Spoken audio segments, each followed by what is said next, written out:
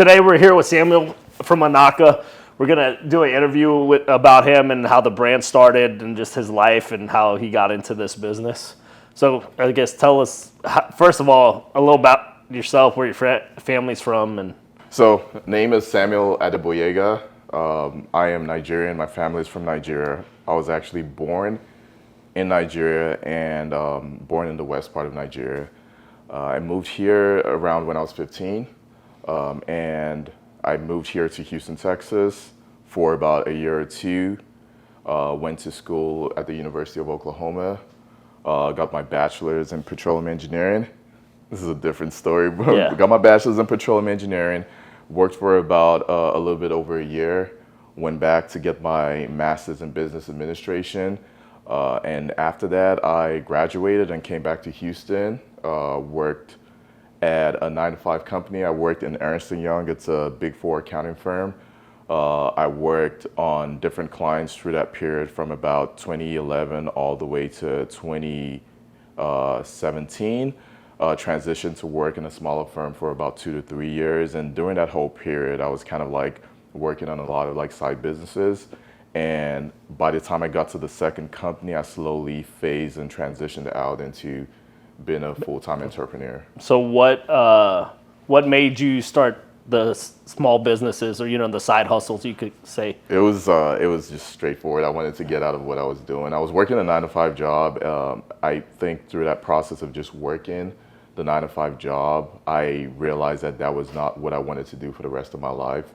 So with every opportunity I had, I took that opportunity to learn about other things outside of what I was doing.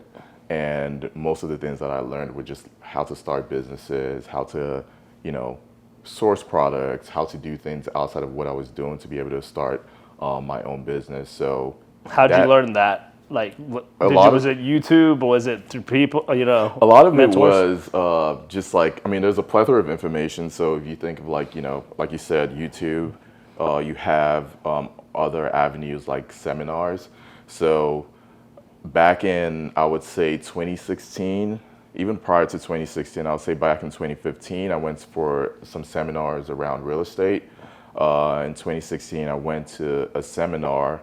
It's a funny story. I got to my apartment and there was a card, and it was the people pretty much put a lot of cards in people's apartment doors. In my apartment, the card was learn how to sell products on Amazon. And I literally took that card and looked at it, and it had a seminar that was from Friday to Sunday. Obviously, I had my 9-to-5 job. I was working, obviously, Monday through Friday, going to the office. I decided to let HR know that I wanted the next Friday, which was when the seminar was going off. I decided to let HR know that I was not going to be in the office. I wanted to take a day off. And from Friday to Sunday, I went to that seminar to learn how to sell on Amazon. And from that seminar, you have all these seminars where you go there, they kind of talk you into buying a program. From that seminar, I ended up buying the program. I worked with the guys on my free time to kind of go over how to sell on Amazon. And by 2017, I launched my first store. Sweet. How did that go? And what product was it? So the ball game of Amazon is you do your research, you figure out what sells well, and you kind of launch it. In my case, I started out doing some gardening equipment. I started out also doing selling some toys, because those were the items that I researched. I felt that based on the criteria of what I researched, they were going to do well, and those first two products did not do well. Did you source them from the U.S. or from China? Overseas. So kind of what happens with that seminar, when I went to the seminar, they kind of gave us a brief overview, and then I got into a program where they actually assigned you with a mentor to kind of show you how to sell on Amazon. The company eventually got into some issues where they actually stopped doing the mentorship program, but I got I would say 50% of what I signed up for. And with that, I was able to take that, and I got the basic knowledge of how to source products, basic knowledge of how to set up, LLCs, your businesses, structure it, and things of that nature. So I was able to do that. I sourced products from China. Okay. Sourced my first two products, thought they were going to be viable products. They ended up not doing well. And then my third product, I sourced kind of like more toiletries. I sourced toilet seat covers, and that product did really well. So it was after that product did really well, I started to like get a lot of products that were like kind of complementary to those products. Okay. And that's what I've been doing ever since with Amazon. Do they get shipped by air or by sea? 100% by sea. Cost, right? Yeah, I mean, in this day and age of like air shipping or air costs being like 2.5, 2x shipping by sea, I try to make sure we always ship products by sea. So how do you figure out the time for supply chain, right? It takes 6 weeks or 4 to 6 weeks to come from China. Something goes off, right? Yeah. For whatever reason. You kind of learn through a lot of experiences. I think COVID in 2020 was one of those experiences where there are different factors in different times of the year. Like you just have to plan. If you're trying to get stocked up for the holidays for Q4, you probably need to start placing those orders in June or July to be able to get them in time, to be able to receive them, to be able to have them on the site to sell those products. One of the things that I did, my team, I've kind of like. With my Amazon business, obviously I have a team, and one of the people that I hire, the person mainly focuses on logistics. Okay. So making sure that we have a model of what we have in stock, how many months based on the sales velocity, how many months is going to take that product to sell out, and making sure like based on the sales velocity, once it hits 4 months, it kind of like triggers. It's kind of like a spreadsheet. A lot of people use softwares. I try to use softwares, but I've always resulted back to the spreadsheets because I could literally I just work better with spreadsheets, and some of those softwares were not really giving me all the features that I needed. So once the 4 months threshold hits, it sets up a trigger, and that trigger is you have 4 months left. You need to start creating a purchase order. Yeah.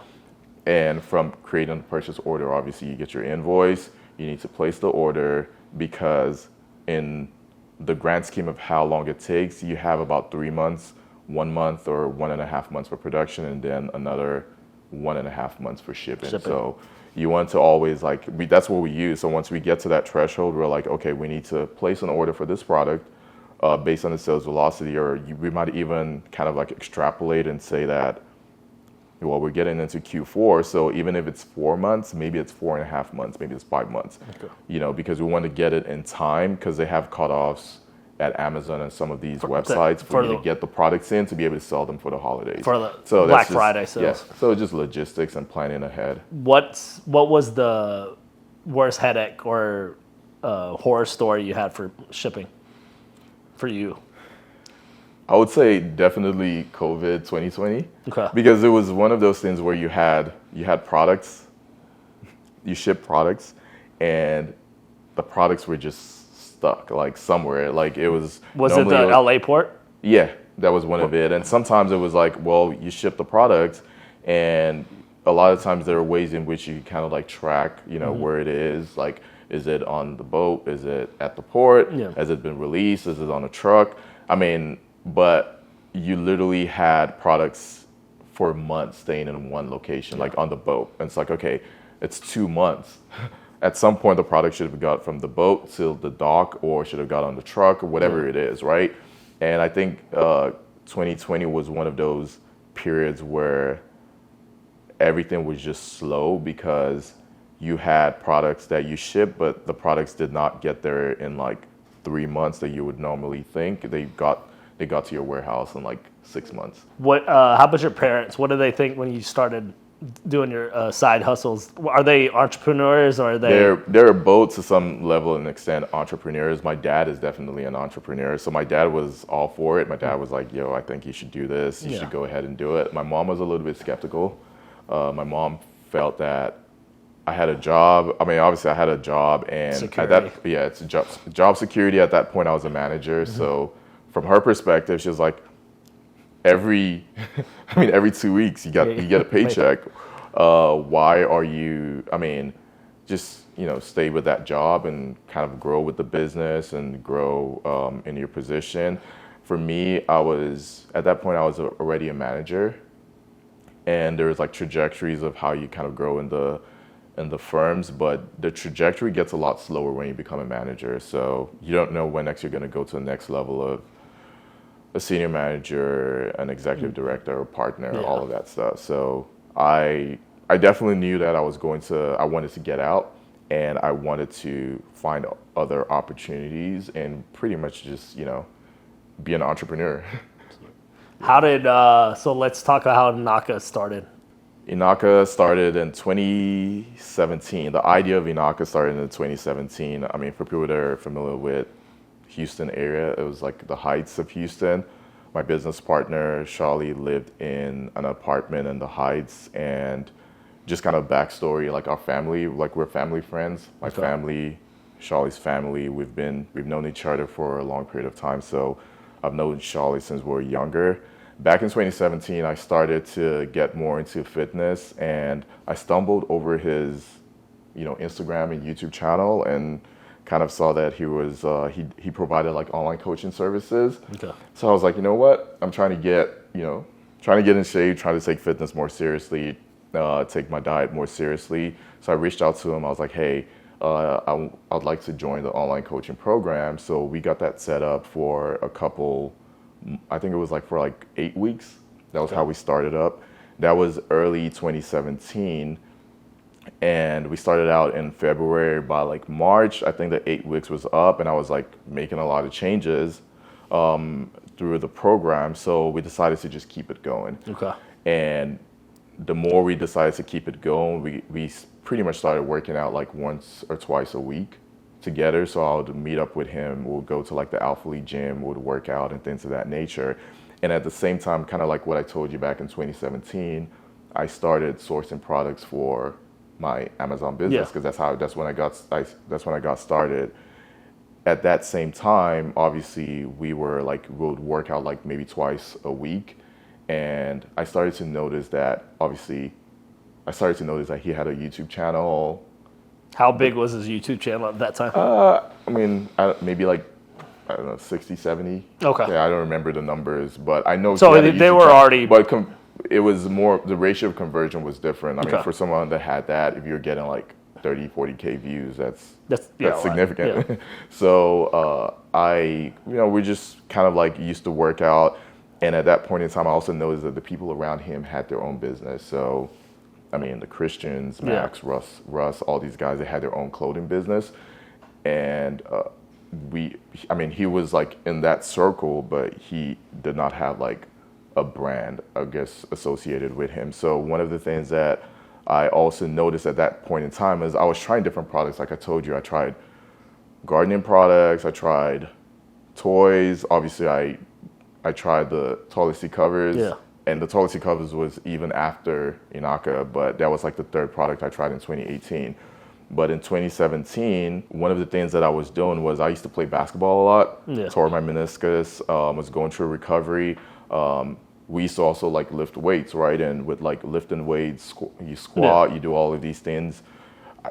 I was looking for some products to support my knee while working out. And Charlie was also prepping for shows and doing all of that stuff. So one of the things I told him, I was like, hey man, I mean, I kind of feel if I'm sourcing products, I think we should look at something in the fitness industry and try to provide, right? Yeah. And that was just random. You're walking on a treadmill, and you kind of just talk about it. And I'm like, hey man, I think we should try something. We should try to start a business. And I was like, and if you notice, we get all these products, we get all these knee sleeves. I think back then we both had strong knee sleeves. Yeah. And I was like, we should start a product and we could take a different route. We don't have to start a clothing company. Everybody's starting a clothing company. We could start something in the fitness industry that's not necessarily clothing. Okay. So I was like, hey, we could try out accessories.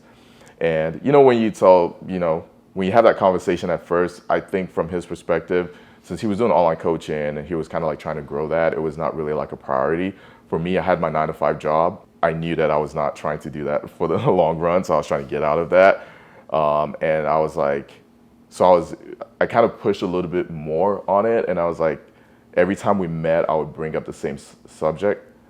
And at some point, I kind of took a different approach. I was like, I need to stop asking and just do it and start doing. So like, instead of asking, just start doing. So what I started to do was I started to source knee sleeves.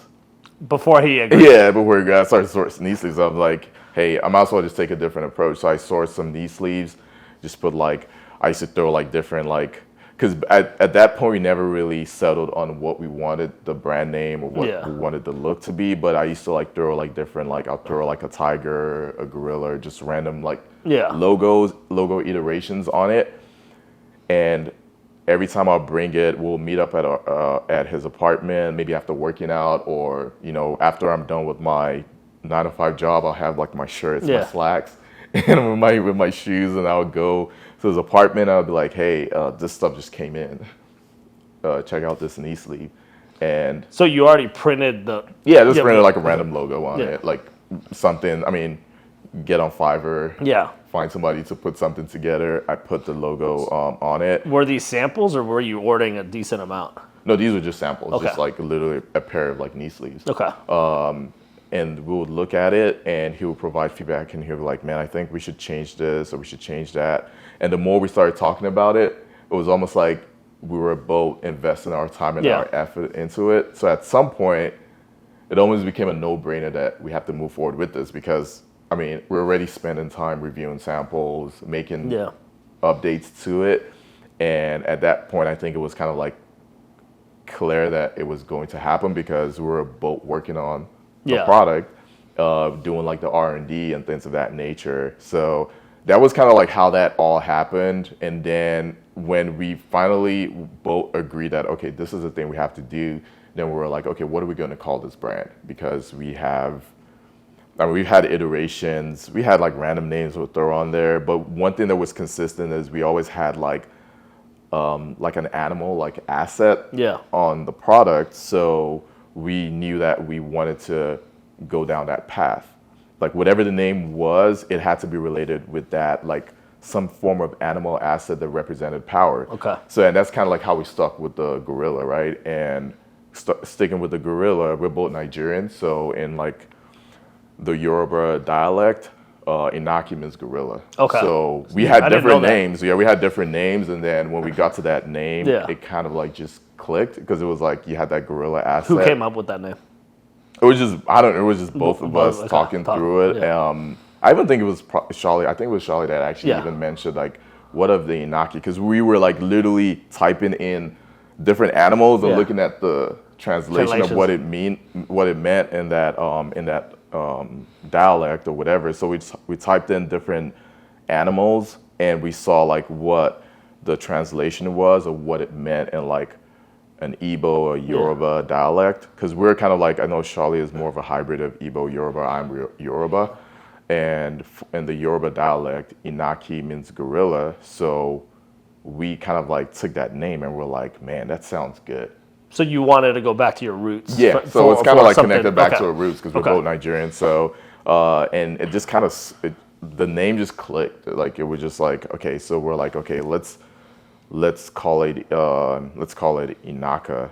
Inaki is INAKI, by the way. So when we said it, when we put it on, we put the name on a product, and then when we said Inaka, we're like, man, Inaka it just flows, I guess. Yeah.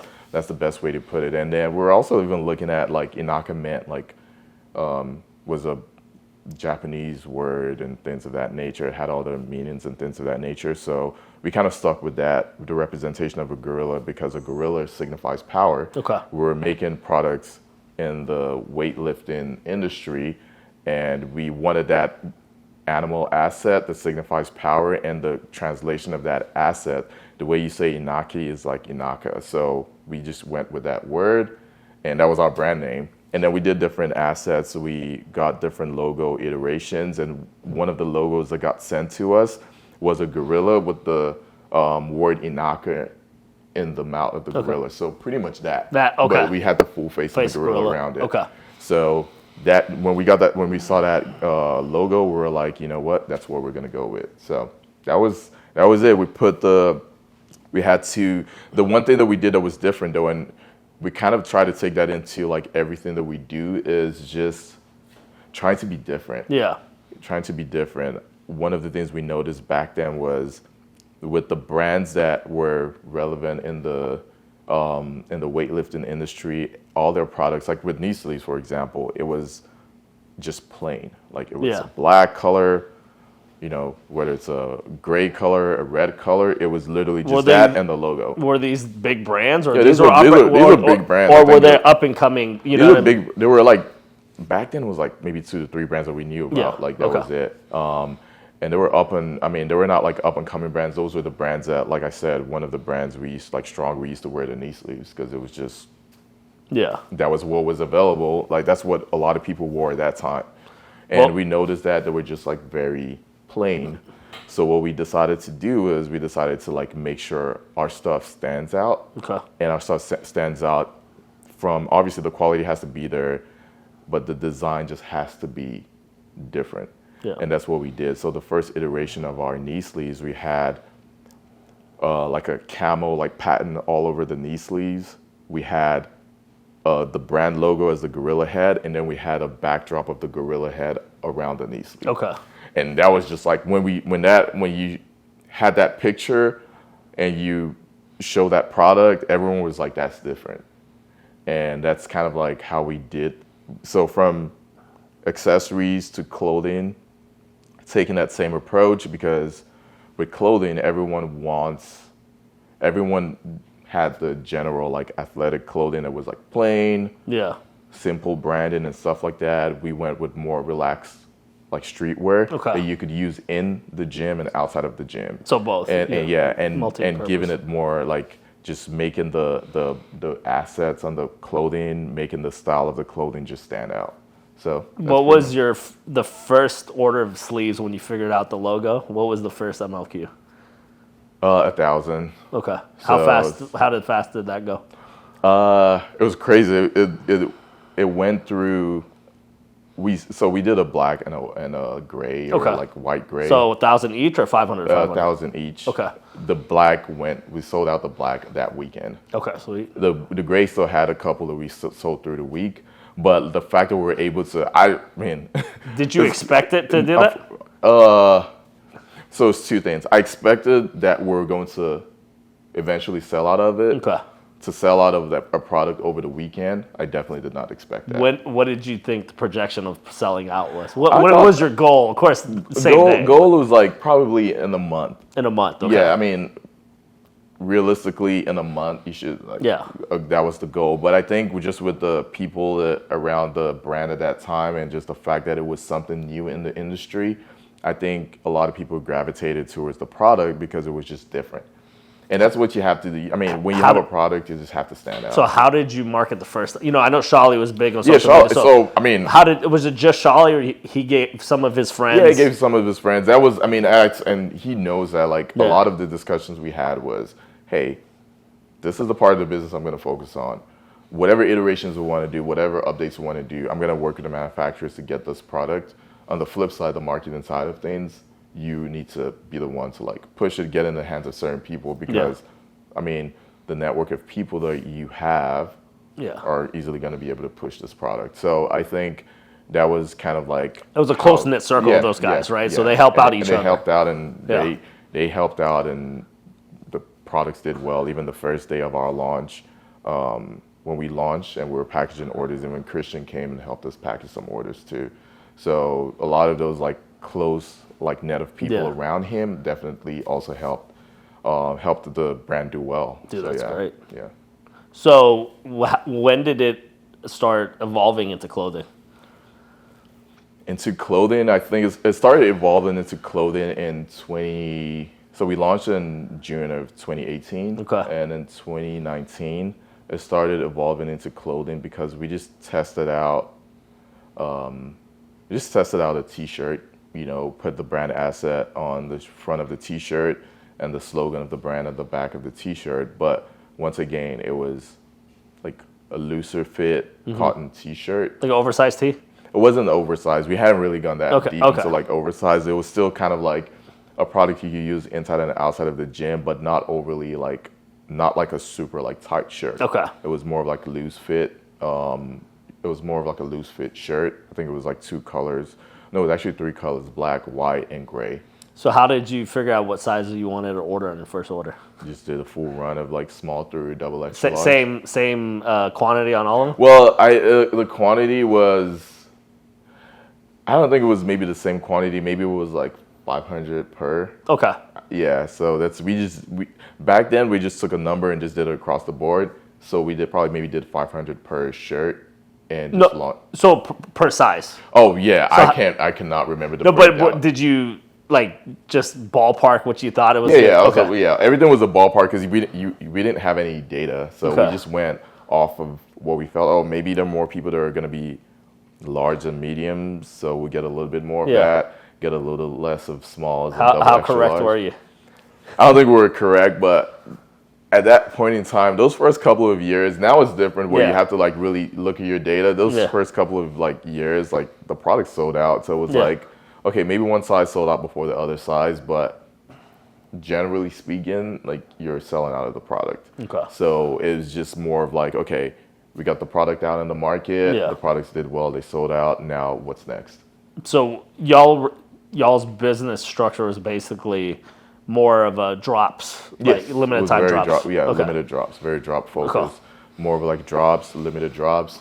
We drop the products, they sell out, we move to the next product. I think with accessories, when we started to we got into like belts, wrist straps, and we started to like just make sure we kept those somewhat consistent, like keeping them in stock, so that way people are able to buy them. But that's still till the present day. That's still a struggle of like keeping stuff in stock. And now the longer you are in this business, the more you start to realize that you need to really pay attention to the data, because data doesn't lie. Yeah, the data doesn't lie. You could sell, so you could buy, when you're buying products, you have to understand that, okay, certain products, you need to look at the data.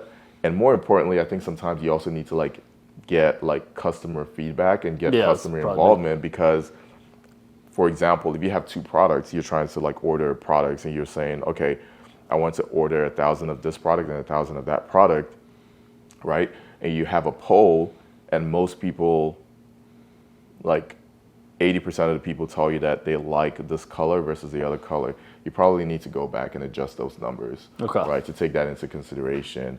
So how, did you just do a poll on social media, or you send out an email blast? We've done that in the past. I think we want to do a lot more of that, because you're just getting, the people that watch your videos, view your stories, all that stuff, most of the times those are the people that are going to buy your product. So if you get that data directly from the consumer, it's easier for you to make decisions versus just making decisions and trying to like figure out what people are going to buy just based on what you think is going to work. It's a lot easier to just go off the data of the consumer, and then obviously go off the data of like what has happened in the past. Okay, so let's kind of go back to where y'all started. You told me y'all started packing in Shawley's apartment? Yes. Okay, then let's go through a little timeline. Okay, timeline. So that was 2018. Started packing products in his apartment.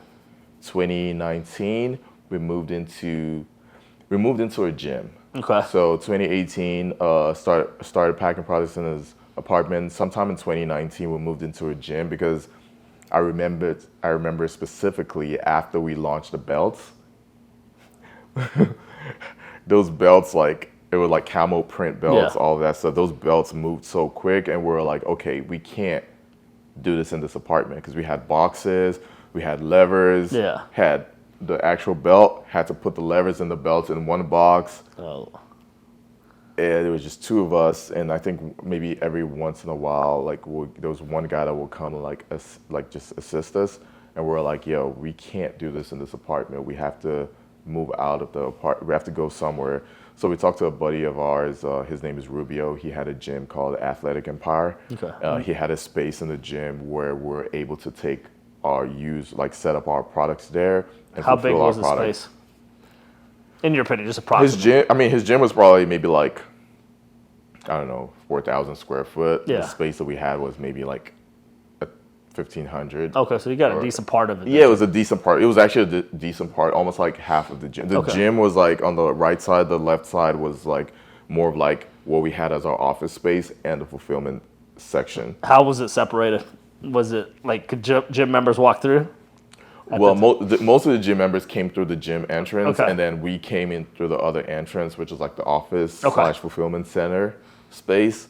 But like I said, it was probably like 4,000 square foot, almost like split in half. But I would say maybe 1,500 square foot was the office and the fulfillment section, and then the other 2,000 square foot was the gym. Okay. And then what products while you were there did y'all? It was me. It was a lot of accessories and some clothing, but we were still very like accessory heavy. So like knee sleeves, wrist straps. We had a lot. Like we sold a lot of knee sleeves, wrist straps, belts. I'm trying to see, and then we had some clothing. But I think that was around the time where we started to like ramp up on clothing because we had like sweats and like pants that we sold at that point. We started to introduce a lot of the graphic tees. Okay. So that was when all of that started, and then I believe, and that was 20. So I said 2019. In 2020, we moved into Alpha Lead Distribution. So how many employees when you were at the first gym you went into, the 1,500 square feet? How many employees did you have there? So it was myself and Charlie, and then we hired one employee. Okay, so it was three. It was three. We went from three. From three, we went to four. And then I think for the most part we had four. So we were around 4 employees. Okay. It was 2 employees. So you were still at your consulting? Oh yeah. Okay. And So- then you moved into Alpha Elite Gym. Yes, because I was still at my consulting. Okay. I'd wear my shirt and my slacks. Okay. Come to the warehouse and box, like package some orders Yeah. and send them out. So yeah. Good old days. Yeah, I was insane. Thinking of like the fact that I was juggling like a 9 to 5, and then also that was kind of. But that's a work ethic, right? For you, it Yeah, shows. that was you that was insane. You know Sometimes what I think it about takes. it, and I'm like, dang, like I was actually doing that. But you understand what the employees do, what Yeah. it takes to fulfill, what it takes to do it. So you know Yeah. if they're slacking or they're working hard. Yeah, yeah. So you went to Alpha Elite Gym. How long were you there? Was this before they? This is way before they moved into the 12-acre location, right? Yeah. This was it was a couple of streets down. Yeah, it's there. Avenue H. Yeah, I think so. Yeah, Yeah. that's it. Yeah, so we moved in there. I think we just had like a box, not a huge like space in there, and then there were like 2 offices that we had, and then we had that space where we kind of made things happen. So we had like little like those like little racks you get at Target. So we had them in that like box in the facility, and that's where we like fulfilled our products. I think we were there in 2020. Sometime in 2020, like maybe mid 2020 to the end of 2020. Okay. And then we moved to another warehouse that's pretty much down the street from here. Yeah. How big was that? That was like 4,200 square foot. Was making that move to the fort? Was it? Did you? So Were you have any reservations? You know what's funny about that? We moved to the 4,200 square foot. Yeah.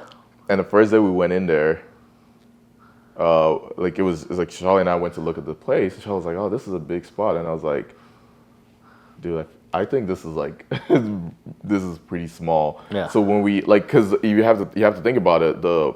We're kind of like in a small space. Okay. So we tried to like really maximize how we put stuff in there, and it got to the point towards the end of 2020 that all our stuff were out of we had the box space where we just had a lot of our products laid outside of the box in the Alpha Lead distribution. So for some reason, like it looked like we were still in that box, but we weren't. Yeah. Because a lot of like half of our stuff was outside. So by the time we took that and put it at a 4,200 square foot, it was like almost like 3/4 of the space, or like half of the space. It was like half to 3/4 of the space. So we moved there in January of 2021. Okay. By May. That was the height of COVID. Yeah. I mean, yeah, that was like. Or almost. yeah. You know, it was still. 2020 was the crazy year. Yeah. 2021 was like slowly getting out of COVID. So we yeah. moved out. We moved there like in mid of 2020. No, we moved there in January of 2021. by June of 2021, we had to move in here. So how big is this space? It was 18,000. 18,000. So- How to sign the lease from 4200? It was crazy. Like this space was kind of like insane because we were only gonna have like fill up half of the space. Yeah. But they gave us a good deal where it was like the first 6 months. Yeah. We're only gonna pay for half of the space. Okay. And then by the 7th month we started to pay the full. Okay. So we were like, okay, with the way things are growing, at least we have 6 months to really ramp things up, and then we could continue expanding in this location. So we did that. So we did by June of 2021. We moved in here, got racks set up. Like I said, we had like Were these used racks or brand new racks? Because I know they get very costly. Yeah. So these were like these were used racks. Okay. I hit a buddy of mine that also does has his own Amazon business. He gave me a contact. We got in contact with them. Most of them were used racks, and the way they do it, like they refurbish a lot of items. They get used racks, but they clean it up and paint it, so it looks like it's new, but it's not new. Yeah. So we got. What was the price difference from new to this, or like percentage wise? Oh my god, it's like, I mean, if you're thinking of like the numbers, it's not 4x, but it's like almost like maybe 3.5x. I'm talking about from moving from the last warehouse here. Yeah. Yeah. I mean, in terms of square footage. No, but I'm saying the rack cost. Oh, the rack cost was pretty expensive. Meaning from a new rack to the you said for your. Oh yeah, when we moved in here, we had some racks set up in the older warehouse. Okay. So we kind of took that here, but then had to buy a lot more to like fill this up. Okay. Yeah. So it was probably like maybe 3 times the amount. So from the warehouse prior to this, how many employees did you have when you moved here? When we were over there, we had 2, 3, 4. We had about 5 employees. Does that include you and Charlie or no? No, like employees. Okay. So like maybe 2 people that did that like packaged products, 1 person that handled ops, 1 person that handled customer service. How about content? Were you on that part? Okay, now that you say that, I talk about employees. Okay. We had contract workers that did like content. So maybe like 1 or 2 other people that did like photo, videos, things of that nature. Was it easy to find affiliates or athletes, quote unquote? You know? It wasn't. I mean, back then it was. I would say it was easier, but I also kind of feel like we're catching a lot of buzz, so it was also easier to approach people because this is like an up and coming brand. We actually signed a couple of TikTokers in 2021 that also helped the brand a lot because, post COVID, TikTok became like a thing, huge, right? So we got some TikTokers that also helped the brand a lot, and I think we saw a lot of exponential growth from that, like 2020 to 2021. Okay. Yeah. And then once you moved in here, what did you do, or what was your projections to do? Like what were your goals, basically? We just wanted to scale up. We had discussions even at the smaller warehouse where we were like, okay, these are our projections. We said one thing that I feel like a lot of people don't do is don't think big, because anything that you achieve in life is based on your mindset. Yep. So we had numbers that we set on the board, and we were like, okay, we want to achieve these numbers. And in my mind, I was like, okay, we want to achieve these numbers. This is like 2 to 3x of what we did from the prior year. Why don't we push the envelope and make it like 5x of what we did from last year? So like going from 2020 to 2021.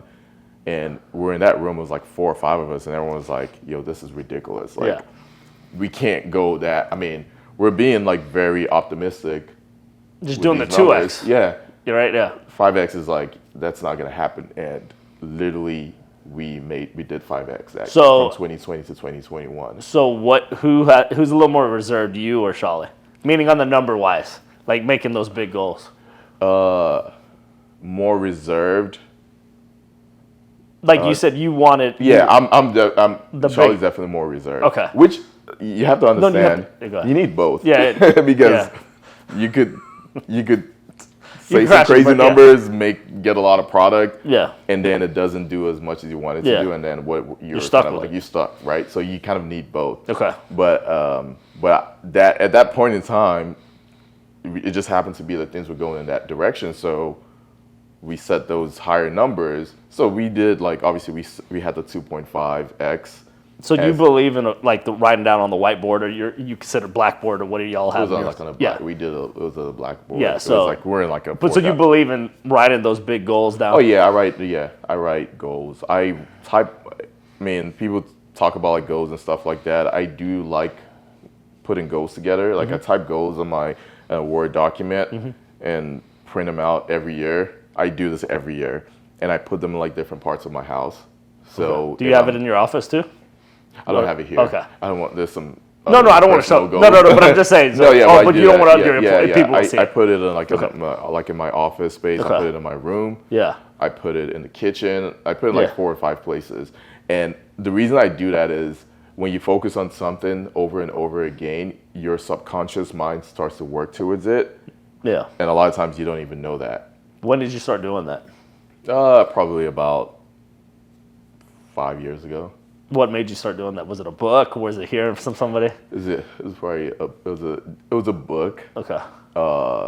You've heard of Think and Grow Rich? I'll do this. That was one of my favorite. Yeah. So a lot of it is just your mindset, right? I mean, nothing can be achieved without you actually thinking about it. Obviously, you have to think. You can't just think of something. You have to act on it, right? But one thing that happens when you think of something, like I said, your subconscious mind starts working on it. So you connect a lot of dots that the regular person wouldn't connect. Yeah. So for example, I meet you, right? Yeah. And in a general, in a regular scenario, right? I'm talking to you, but if I know that there's something that I want to achieve, when you tell me about the people that you meet or that you know, right? If I'm thinking of okay, I want to grow something, I need an investor. Yeah. And you say, a good buddy of mine that I went to school with is a big private equity investor that has done this for so-and-so brand. Yeah. The fact that I've already set my mind on what I want to do, I'm going to connect those dots. And I'm going to be hey, maybe I could give you a package. Yeah. You could have the package, or you could give the package to a certain number of people in your circle, right? I'm already connecting those dots of okay, you might take that package, you might give one of the packages to this other guy. This other guy might be the person that is man, these products are great. Yeah. What is that company? And then in some random shape or form, I get to talk to that person, and then we talk about what I'm planning to do in the future. If you never had that mindset of what you wanted to do, when I have that conversation with you and you bring that up, I would not connect the dots. It would just be another random conversation. And I think that's just the way life works. Your mindset is whatever your mindset is focused on is what's going to come to reality. Yeah. If you look at something, I could look at this little table, and I could say that I'm going to use this table, and I'm going to make iterations of this table and make millions of dollars off of it. Guess what's going to happen? I'm going to make iterations of this table and make $1 million off of it. Yeah. But if I look at this table and I'm this is just a random table I got a target, and I'm going to use it for the office, what's going to happen? That's all you're going to use it for. That's all I'm going to use it for. Use it for the podcast. Yeah, so use it for the podcast. So it's just I mean, I know it sounds cliche or it's just general, it's a general saying, but for me, when I look at everything that's happened in my life and the high points of what has happened, is just I thought about it and I was I'm going to make this become this. Yeah. And that's exactly what happened. Now, it never always happens the way you think about it, but there is going to be a process that you're going to take that's going to get you to that point. But if you never thought about it from that perspective and you never had those great ambitions and goals, it would never happen. Oh no, that's great. That's a great mindset to have and to act on it, right? What is your opinion? What's the importance of a network? You're almost like an average of the 5 closest people you hang around or something of that nature. So I think a network is everything. The people that you are with, if you're with people that are of substance and doing certain things in life, you're going to pretty much learn from them, and you're going to be on that same trajectory, even though these are people that are doing, way bigger things than you're doing. But the fact that you hang out with them, the fact that you're in that network, you're going to end up being in that same circle and grow to the same state of those people that you pretty much hang around. The other way around, if you are in a circle of people that don't have anything going with their lives, you're the only one that is maybe doing well or somewhat successful in your life. And success is not like always monetary, right? Yeah, it's of like course. your quality of life, Family, your relationships, friends, your family, all of that stuff. If every other person that you hang out with and you deal with are the total opposite of that, guess what? Over time, you're going to be in that same situation. 100%. So that's just how life works. So I think, like you said, network is everything. The right people, the people you surround yourself around, that you put around yourself, are going. Those are the people. Those people are going to determine your future. Those people are going to determine where you go in life. So I'm kind of cognizant about that. Trust me. We all have people in our lives. Oh no, we all 100%. We have people. We have friends. We have people who grew up or families that you grew up with that probably are not like ideal. They're not ideal and not doing stuff with themselves. That you still somewhat keep around, but in general, I think the more time you invest with people of substance or people that are going somewhere in life, it's going to you're going to go in that same trajectory. Yeah. Quick question: what's the big 5-year plan for INAKA? Your big, the big plan for INAKA from right now. I mean, the big plan for INAKA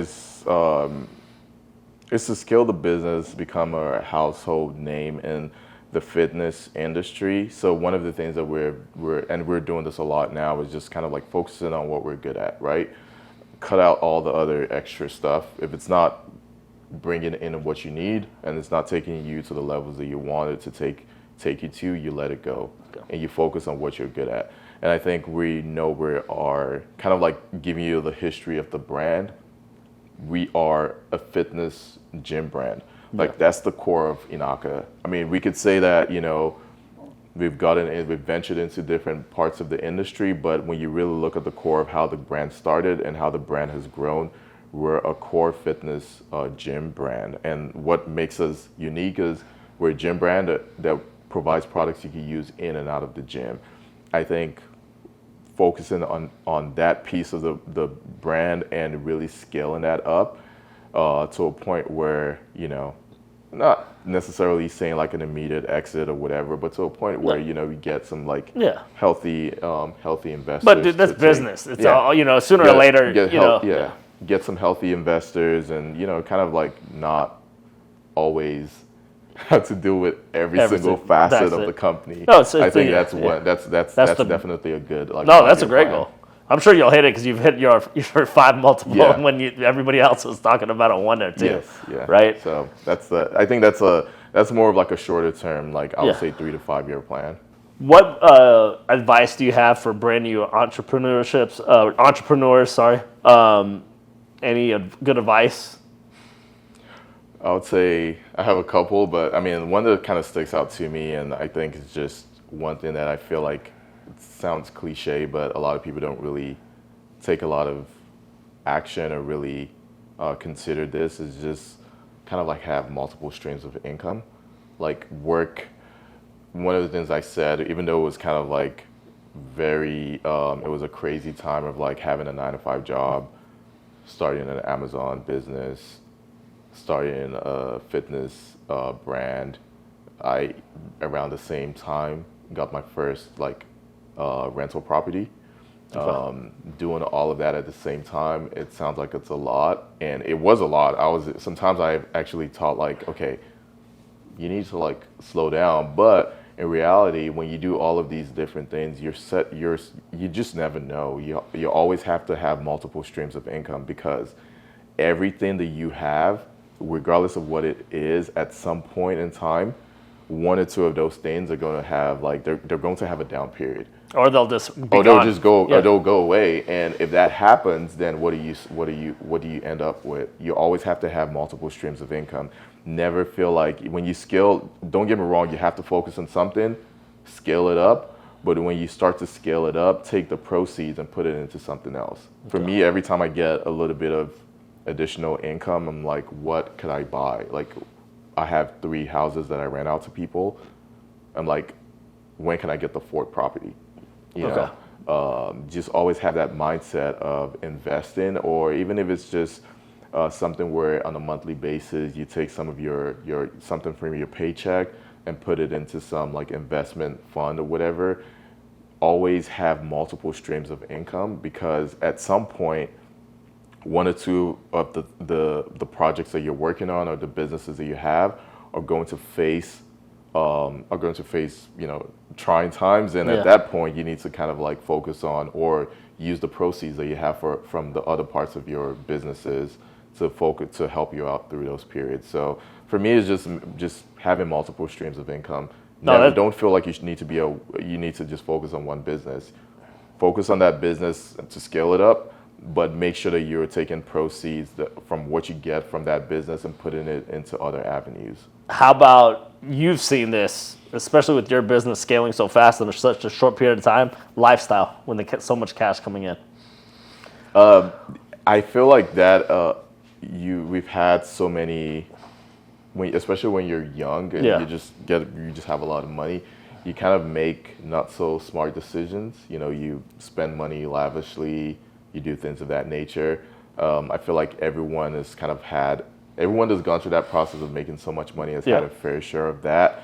I do feel like, obviously, to some extent, you need to understand how to manage that, and it still goes back to the fact of taking whatever you have and making sure you're putting it into other avenues. Obviously, you need to spend some stuff on yourself to live a good lifestyle, but always making sure that you don't just deplete all your resources to live a lavish lifestyle.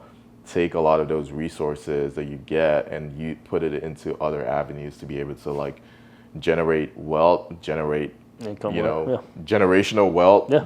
Real estate is basically real estate is, for me, everything I think about is like, man, when can I get this next property? Because even though you're just building equity in those properties, it's still an asset. It's still an asset. You know, it's an asset versus a liability. You know, there's so many liabilities out there. You buy flashy products, you buy flashy cars, you buy flashy things. Those are just liabilities. Focus on the assets. Focus on assets and things that would appreciate over time. Maybe that's the best. That's if I'm looking at an asset, I'm like, okay, something that could provide me residual income, but it could also appreciate over time. Quick question, what I forgot to ask. When you got married, did it give you more hyper-focused onto the business? Oh, yeah. So when I got married and when I had my daughter, I was like, it changes your mindset. You just have to, you realize that it's not just you. Like, other people depend on you. You know, like, that changes your mindset of how you do things in general. Like, you start to realize that your work ethic has to stay a certain way or has to get better, because you're not just providing for yourself, you're providing for your entire family. How about your risk factor? Did it change or no? My risk factor, for me, is weird, but I feel like my risk factor gets a little higher because it's like, the statement high risk, high reward. Like, I feel like that's the reality of life. The higher the risk, the higher the reward. The higher the deeper, the higher the setback, the higher the comeback. There's just a lot of things that just happen. That's just how the world works. I feel like, for me, the risk I take a little bit, my risk tolerance, I wouldn't say that I just take higher risk, but my risk tolerance has always been pretty high. So it's hard to really evaluate if it's like reduced or if it's increased. But I would definitely say my risk tolerance has been pretty high. Just general? Yeah. Okay. Where's the best place people can find you and follow you? I mean, guess my Instagram handle is smotion5. This is more of my Instagram. Okay. That's where I mean, every once in a while I post on there. My social media handle is at smotion5. No, I appreciate you taking the time for this podcast, and we'll be doing it again, I'm sure. Oh yeah, for sure, man. Thanks a I lot, man. appreciate it. Appreciate it. Thank you. Nice.